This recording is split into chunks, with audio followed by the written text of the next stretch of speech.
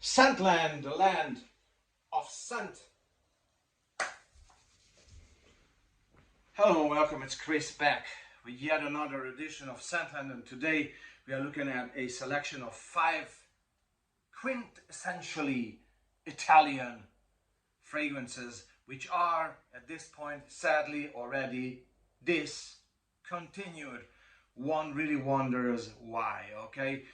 These are all fragrances that in my opinion represent the Italian mood, the dolce vita, if you want, really the culture, the overall way of living, the easygoing and the very elegant and laid back attitude of Italians, and the grandeur of Italy as a very, very versatile country, okay? So without much further ado, it's 5 different maisons, 5 different houses, okay? 5 different designer brands. One of the most quintessential Italian fragrances to me comes from a house of Trussardi, which I love to bits. And yes, they had the 1983 Trussardi Uomo, which is an absolute masterpiece. I think Beatrice Piquet is the nose there. But this one, to me, is even more quintessentially Italian. Trussardi Action from the year of 1990. Okay, this is just a wonderful, a very special, actually fairly 90s smelling, but not the aquatic one. Don't think about, you know, Acqua di Gio, Eternity or anything like this. This is a minty herbal Italian smelling green, very aromatic 90s fragrance. Okay, absolute beauty. I love it to bits. It's discontinued for a long time at this point, I think, but it really, when I smell this and I have it on here, it just transports me back straight to those days when the World Cup 1990 took place, for example, in Italy. Okay, so Trussardi Action Uomo, one of the most quintessentially Italian fragrances. Okay, let's go on in time, maybe just 1 year. Gianni Versace cannot be missing from this lineup, and his fragrance called Versus Uomo from the year of 1991. Okay, this fragrance is probably the coolest fragrance ever released. I mean, the way it merges the 80s and the 90s in a extremely leather jacket, lemon tart, aromatic, fresh way is unprecedented to this day. It's sadly discontinued. Almost every Versace male fragrance. Okay, some of the jeans lineup is missing already or discontinued, but most of them still Dreamer and L'Homme and blue jeans. These are still around. This one is not, unfortunately. Look at the design as well. I love this. And 1991 was a great year for fragrances in general, but this one was probably the highlight of that year in regards to Italian releases. It's so cool and so sexy and so timeless, in my opinion, that it definitely deserves to be among the 5 quintessential Italian discontinued fragrances of all time. Okay, which this list is all about. Okay.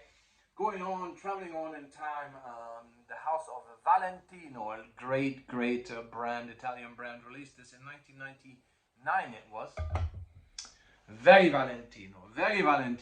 This is a second skin type of soft, smooth tobacco fragrance with such a nice personality, a softly lingering, very intelligently blended, unprecedentedly nice.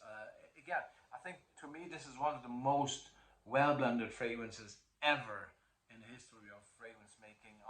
It's not a pusher, it's not a screamer, probably that's why it has been discontinued, sadly, but this has just the utter class, and it has the performance in a way that it greets you with whiffs, with gentle whiffs throughout the day. Okay, it's not a screamer, right? These days I walk into an elevator or walk on the street and these people have these fragrances on, they just scream off their skin. Horrible. But actually a great example of which direction society is going today. And everything has to be out there and seen and smelled and aggressive and pusher.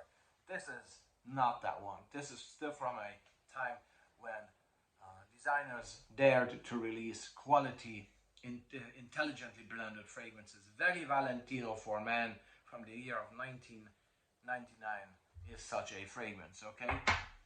Next year is 2005, when Moschino, the great, very funny and fun, I should say fun, house of Moschino released this fragrance.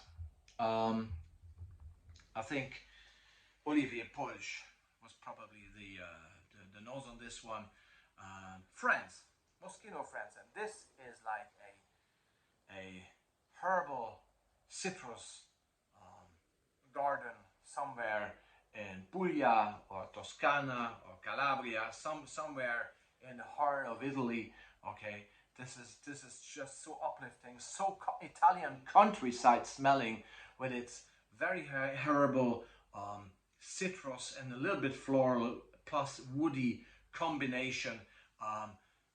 One of the most Italian fragrances I've ever come across. Okay, Moschino Friends has just managed, and Olivier Polge has just managed to capture the Italian, the quintessential Italian lifestyle and feeling and mood, to put that into a bottle. Moschino Friends totally achieves that. And last but not least, another creation by Olivier Polge, one of the best fragrances in my immense fragrances ever created by mankind, is this one from the house of Gianfranco Ferré, released in the year of 2011. Nobody talks about this. I will do a separate review on this. But this is really an absolute beauty in terms of the presentation, the bottle, as well as the fragrance.